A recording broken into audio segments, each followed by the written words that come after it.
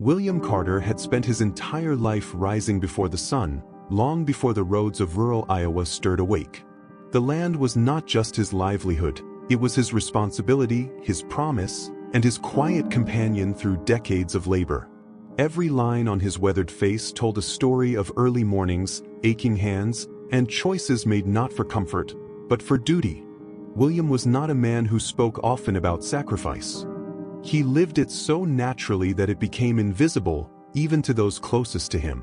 He believed deeply that a man's worth was measured not by what he owned, but by what he gave without expecting anything in return. From the moment his children were born, his life stopped revolving around his own dreams and began orbiting around theirs. He worked longer hours so they could attend better schools. He repaired old machinery instead of buying new clothes. When storms destroyed crops or prices dropped, he tightened his belt and said nothing, determined that his children would never feel the weight of his worries. William taught by example more than words. When neighbors struggled, he helped without being asked. When a stranger needed a hand, William offered it before knowing their name. His children watched him fix fences for elderly neighbors, share harvests with families who had less, and refuse shortcuts that would bring profit at the cost of honesty. To William, integrity was not negotiable. He believed that what you planted in character mattered far more than what you planted in the soil. Money was always tight, but dignity never was. William and his wife raised their children in a modest farmhouse where gratitude was expected and excuses were not. He insisted that his children learn the value of effort, teaching them that nothing meaningful came without patience and persistence. He never promised them wealth. Instead, he promised them something he believed was far greater, a name they would never have to be ashamed of. As the years passed, the children grew and moved on. College, jobs, cities, ambitions, all the things William had hoped for them slowly pulled them away from the land that had raised them. He watched them leave with pride, even when it meant the house grew quieter and the work heavier. Though loneliness crept in, William never complained. He told himself that this was the price of being a good father, raising children strong enough to live without you. What his children never fully realized was how much of himself William left behind in those years. His body grew tired faster, his hands stiffened, and his steps slowed. Still, he refused help. He believed that as long as he could stand, he could work, and as long as he could work, he could provide, even if there was no one left to provide for. In moments of rest, William often thought about the lessons he had tried to plant in his children's hearts. He hoped they remembered that success meant little if it came without kindness, that ambition was empty if it ignored compassion. He wanted them to understand that family was not a convenience, but a responsibility.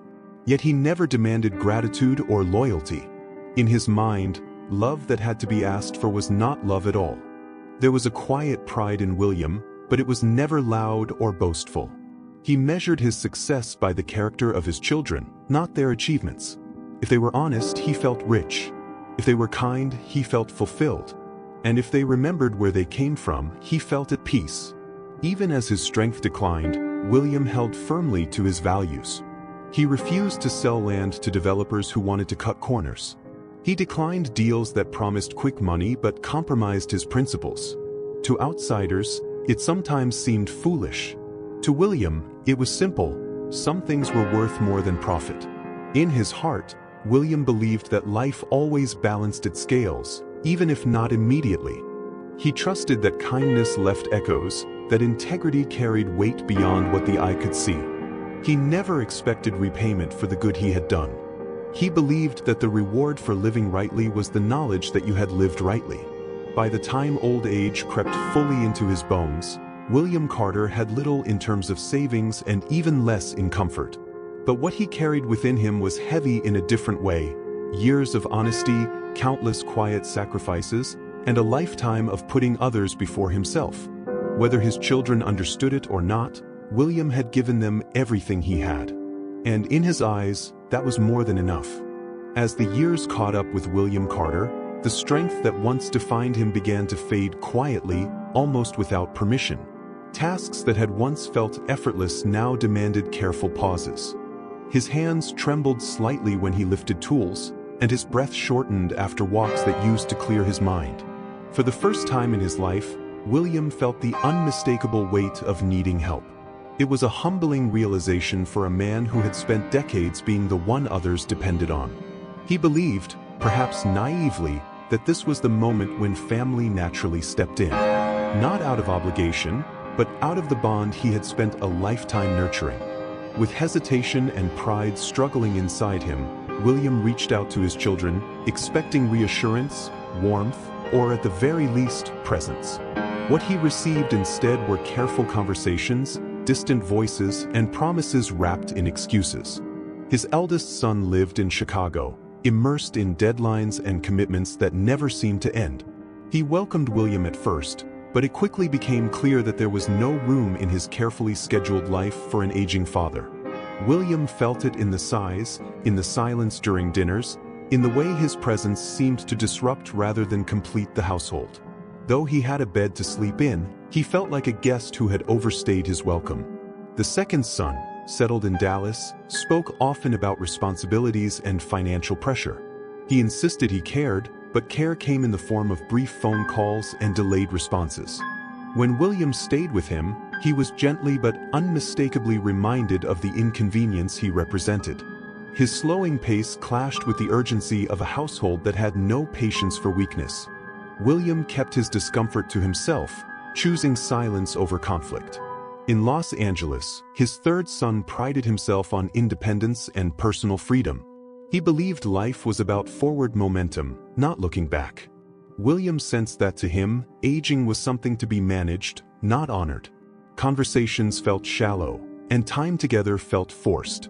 The house was full of noise, yet William felt profoundly alone. He often retreated to quiet corners, aware that his presence had become more symbolic than meaningful. With each move, William carried less than before. Not because he owned less, but because he had learned to expect less. He stopped asking questions. He stopped sharing stories. He learned how to make himself small, how to take up less space, how to exist without burdening those who no longer had room for him. The man who once stood firm in his principles now measured his worth in how little trouble he caused. What hurt William most was not the lack of care, but the absence of connection. He had never expected comfort or luxury, only acknowledgement. A listening ear. A shared meal. A moment of belonging. Instead, he felt like a responsibility passed from one household to another, never truly settled, never truly wanted. Still, William did not complain. He told himself that his children were busy, that the world was different now. He justified their distance, even defended them in his own mind. He believed that understanding was another form of love, and so he practiced it quietly, even when it left him empty. There were nights when William lay awake, staring at unfamiliar ceilings, listening to the muted sounds of lives continuing without him. In those moments, doubt crept in. He wondered if he had failed somehow, if the values he worked so hard to teach had been lost along the way. But even then he refused bitterness. He believed resentment would undo the very principles he had lived by. Eventually, William understood a painful truth. Having children did not guarantee companionship in old age. Love, when not nurtured on both sides, slowly thinned. He had given without limits, but giving did not always mean receiving. This realization did not harden him, but it aged him in ways no years ever could. By the time he left each home, William carried no anger, only exhaustion. His steps were slower, his spirit quieter.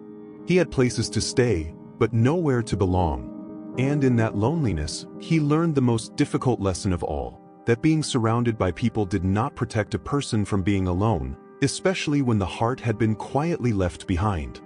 William arrived at Ethan's small home in Ohio on a quiet afternoon, carrying little more than a worn suitcase and the weight of everything he had been holding inside.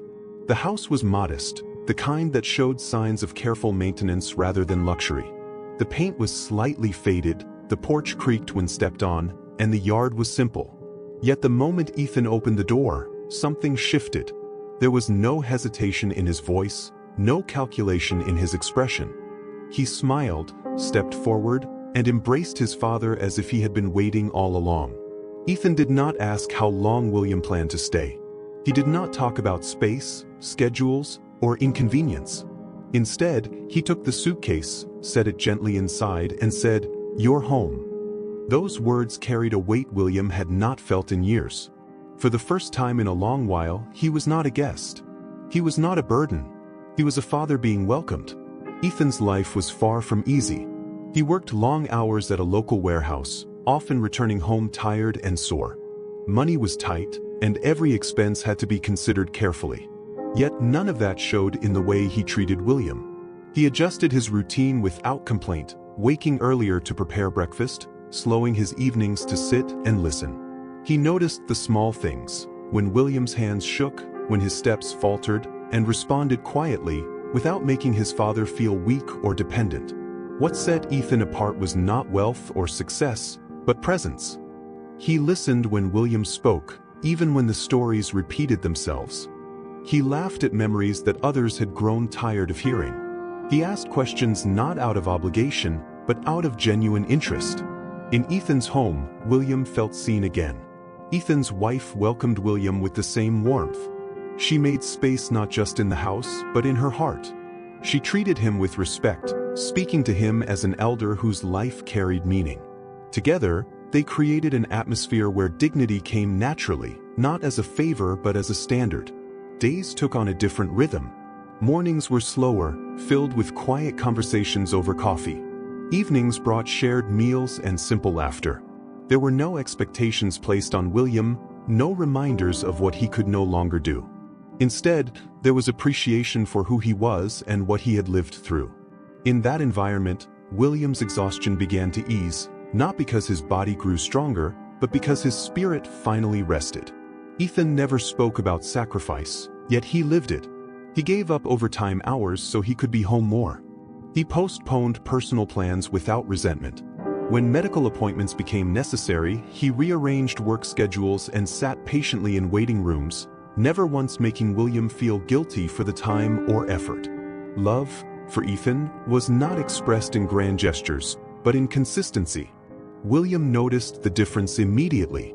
He felt it in the way Ethan spoke to him, in the way decisions were made with him rather than around him. He felt it in the silence too, the comfortable kind that exists when nothing needs to be explained. Slowly, the loneliness that had followed William from house to house began to loosen its grip.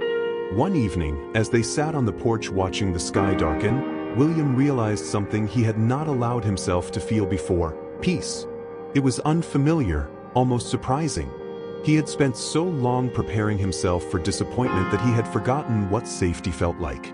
In Ethan's home, he was not measured by productivity or convenience.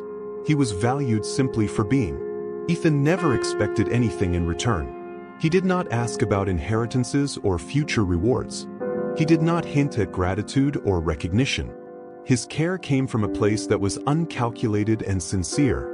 To him, taking care of his father was not an act of heroism, it was a natural extension of love. For William, this realization was deeply moving. He saw in Ethan the values he had hoped to pass on: kindness without conditions, respect without expectation, and loyalty that did not fade when circumstances became difficult. It reassured him that his life's efforts had not been in vain. In the quiet moments, William felt a sense of closure forming. The pain of rejection from his other children had not disappeared, but it no longer defined him. Ethan's love did not erase the past, but it gave the present meaning. And for the first time in years, William allowed himself to believe that choosing love over comfort was not only possible, it was powerful. In that small Ohio home, surrounded by simplicity and sincerity, William found what he had been missing all along. Not security in money, nor assurance in plans, but the kind of love that asked for nothing and gave everything. As William's health continued to decline, there was a quiet urgency in the way he began to reflect on his life. He did not speak of regrets, nor did he dwell on the pain of abandonment. Instead, he spoke calmly, almost thoughtfully, as if reviewing a journey he had already accepted. In Ethan's home, surrounded by care and sincerity, William felt safe enough to open parts of his past he had kept hidden for decades. One evening, with his voice softer than usual, William shared a story Ethan had never heard before. Years ago, during a harsh season when crops failed and hope was thin, William had crossed paths with a struggling businessman in Nebraska. The man was desperate, on the edge of losing everything. Without contracts, without guarantees, William had helped him, offering money, labor, and guidance he could scarcely afford at the time. He never told anyone about it, not even his children. To William, kindness was not something to be announced, it was something to be done quietly. The businessman had promised to repay him one day, but William never followed up. Life moved on, responsibilities multiplied, and the memory faded into the background of countless other sacrifices. William assumed that was the end of it. He expected nothing in return. For him, the act itself had been enough. As William spoke, Ethan listened in silence, sensing that this confession carried meaning beyond the words. A few weeks later, William passed away peacefully in his sleep. There were no grand ceremonies, no large crowds. Just a simple farewell filled with quiet grief and deep gratitude. Ethan mourned his father not only for who he was, but for everything he had endured without complaint. In the weeks that followed, Ethan received an unexpected call. A lawyer representing an estate in Nebraska asked about William Carter. At first, Ethan assumed it was a mistake. But as details emerged, the truth became clear. The struggling businessman William had once helped had gone on to rebuild his life and achieve success. He had never forgotten the man who stood by him when no one else would. For years, he had set aside assets in William's name, waiting for the right moment to return the favor. What Ethan inherited was significant: land, financial resources, and investments that far exceeded anything William had ever owned. But the weight of it did not come from the numbers. It came from the story behind it. Ethan understood immediately that this was not luck. It was not coincidence. It was the delayed return of goodness, arriving quietly but powerfully. Ethan chose not to see the inheritance as a reward meant only for him. He saw it as a responsibility. He used the resources wisely, ensuring stability for his family, but also extending help to others who reminded him of his father, people overlooked, struggling, and tired. He invested in his community, supported local initiatives, and helped families facing the same quiet hardships William once carried alone. Meanwhile, news of the inheritance reached Ethan's siblings. Some approached with apologies, others with explanations. Their regret seemed genuine, but it was tangled with discomfort and realization. Ethan welcomed their words without bitterness. He did not deny them forgiveness, but he also did not rewrite the past. He understood that forgiveness did not require forgetting, and kindness did not mean ignoring hard truths. What set Ethan apart was not the wealth he received, but the way he carried it. He never spoke of it with pride. He never used it to measure his worth. To him, the greatest inheritance his father left behind was invisible, the values that guided every decision he made. The money was simply a tool. The character was the legacy. Over time, Ethan realized that his father's life had followed a pattern that only became clear at the end. Every quiet sacrifice, every unnoticed act of kindness, every moment of patience had planted something unseen. The harvest had come, not when William needed it, but when it could protect and strengthen what he loved most. The story closes not with triumph, but with meaning. It reminds us that goodness does not always return quickly, and it rarely returns loudly. Sometimes it waits years, even generations, before revealing its impact. Caring for a parent, choosing love over convenience, and living with integrity may not bring immediate rewards, but they shape outcomes in ways we cannot predict. William's life proved that true blessings are not measured by what we accumulate, but by what we pass on. And Ethan's journey showed that when kindness is chosen without expectation, it never truly disappears. It finds its way back, quietly, faithfully, and often when it matters most.